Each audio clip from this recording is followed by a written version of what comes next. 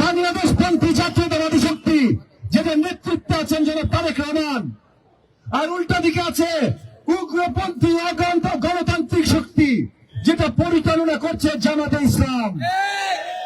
আমরা গণতান্ত্রিক বাংলাদেশ চাই না উগ্রপন্থী বাংলাদেশ চাই, এইটা পরিষ্কার চয়েস দিয়ে দিতে হবে ঘরে ঘরে।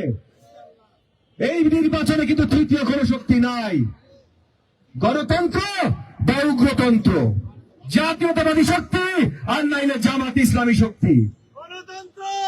ঘরে ঘরে যদি আপনারা এই বার্তাটা সঠিকভাবে পৌঁছায় দেন, বাংলাদেশের অত্র এলাকায় এমন কোন বাড়ি নাই, এমন কোন নাগরিক নাই যারা গণতন্ত্রকে বাদ দিয়া উগ্রতন্ত্র বেছে নেবে, এমন কেউ নাই। এবং যদিও যুদ্ধ গণতন্ত্র রক্ষা করার, তবুও আমরা আমাদের যতগুলো দফা দিয়েছি পরিষ্কার করে দিয়েছি কতখানি জনবান্ধব সরকার হবে আমাদের আগামী সরকার। যত দুষ্ট পরিবার আছে সবার জন্য আমরা ফ্যামিলি কার্ডের ব্যবস্থা করছি, যেন প্রত্যেকটা গরিব ঘরেও আমাদের মা বোনরা খাওয়ার কষ্ট না করে, বাচ্চাদের শিক্ষার কষ্ট না করে।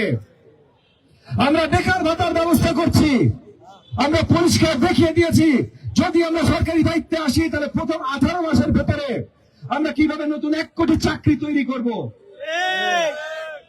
আমরা কিভাবে গ্যাস, পানি, বিদ্যুৎ সমস্যা এই সবগুলো সমাধান করব। আমি প্রত্যেকটা ঘরে ঘরে যখন যাচ্ছি পরিষ্কার করছি অত্র এলাকার সন্ত্রাস সমস্যা আমরা কিভাবে দমন করব।